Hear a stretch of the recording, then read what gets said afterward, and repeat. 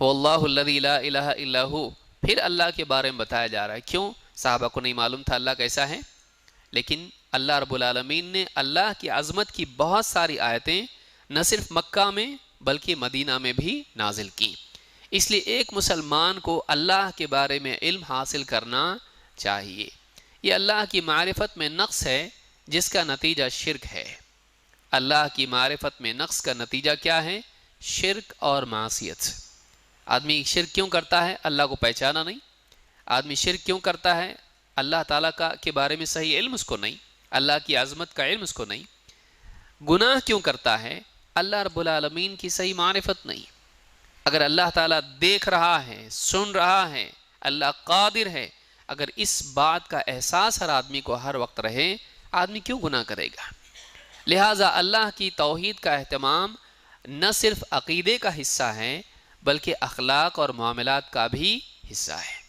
اس لیے توحید کا علم حاصل کرنا ضروری ہے۔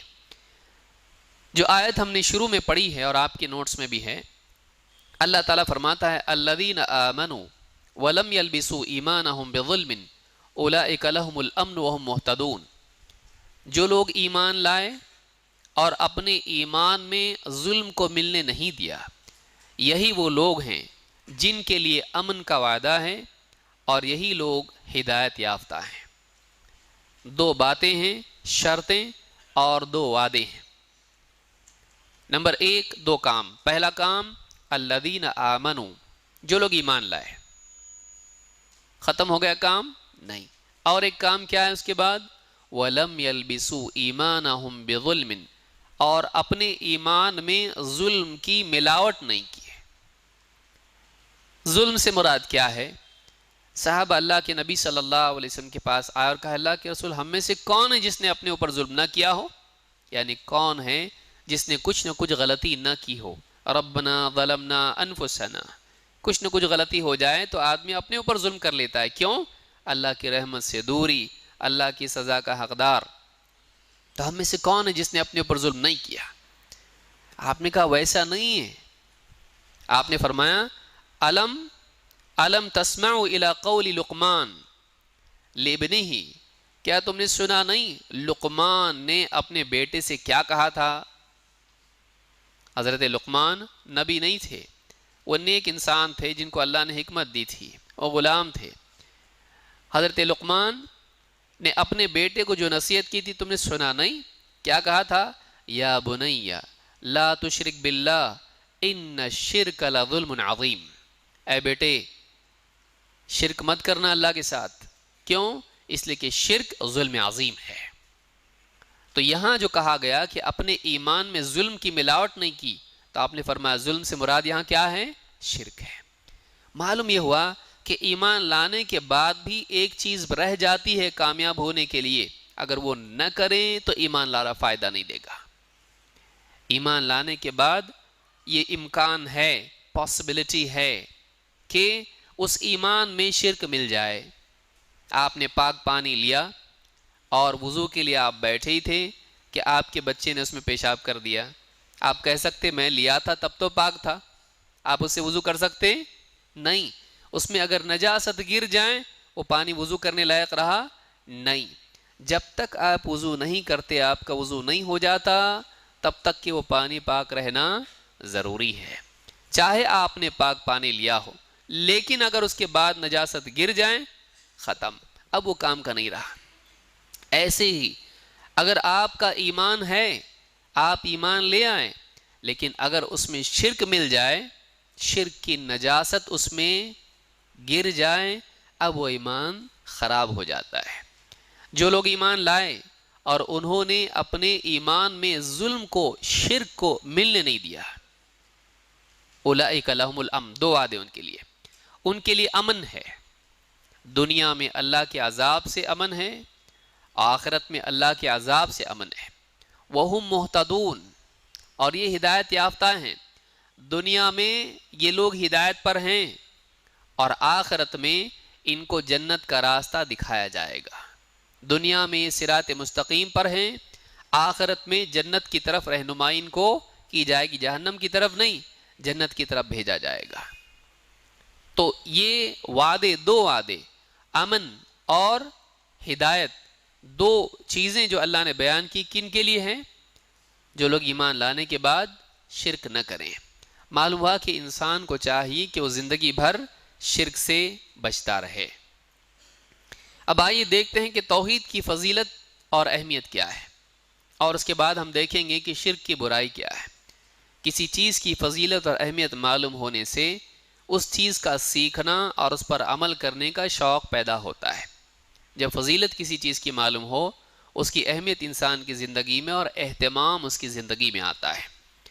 نمبر 1، ایمان کو شرک کی گندگی سے پاک کرنا واجب ہے، ورنہ آدمی ہلاک ہوگا۔ آپ نے پچھلی آیت میں بھی دیکھا کہ امن کا وعدہ انہی کے لیے ہے جو اپنے ایمان کی حفاظت کریں، اس میں شرک کو ملنے دیں۔ 2، اسی طرح سے انہی کے لیے اللہ کی طرف سے ہدایت یافتہ ہونے کا فیصلہ ہے۔ اگر آدمی اپنے ایمان کو شرک سے نہ بچائیں، یہ ہدایت یافتہ نہیں ہے، وہ گمراہ ہے اللہ کے نزدیک۔ اسی لیے اللہ نے کہا وَمَنْ أَضَلُّ مِمَّنْ يَدْعُو مِن دُونِ اللَّهِ، اس سے بڑھ کے گمراہ کون ہوگا جو اللہ کے سوا کسی اور کو پکارے؟ تو شرک کرنے والا گمراہ ہے، اور توحید کا اہتمام کرنے والا ہدایت پر ہے۔ تو شرک سے اپنے ایمان کو بچانا ضروری ہے، یہ فرض ہے۔ اللہ نے فرمایا وَمَا يُؤْمِنُ أَكْثَرُهُمْ بِاللَّهِ إِلَّا وَهُمْ مُشْرِكُونَ۔ عرب کے لوگوں کے بارے میں، خاص طور سے قریش کے اور مکہ والوں کے بارے میں اللہ نے کہا ان کی اکثریت کا حال یہ ہے کہ یہ اللہ پر ایمان لانے کے باوجود بھی مشرک ہیں۔ عجیب بات یہ ہے کہ نجات کے لیے اللہ پر ایمان کافی نہیں ہے۔ میں پھر سے ریپیٹ کرتا ہوں، نجات کے لیے اللہ پر ایمان کافی نہیں ہے، نجات کے لیے توحید والا ایمان ضروری ہے۔ بھئی ہم اللہ کو مانتے ہیں، کیا مشرکین نہیں مانتے تھے؟ کیا یہود نہیں مانتے تھے؟ کیا نصارہ نہیں مانتے تھے؟ نصارہ نے اللہ کو ماننے کے باوجود عیسیٰ علیہ السلام کو کیا مانا؟ اللہ کا بیٹا۔ یہ شرک ہوا اللہ کی ذات میں، اس کی ربوبیت میں۔ اب یہ مشرک ہو گئے۔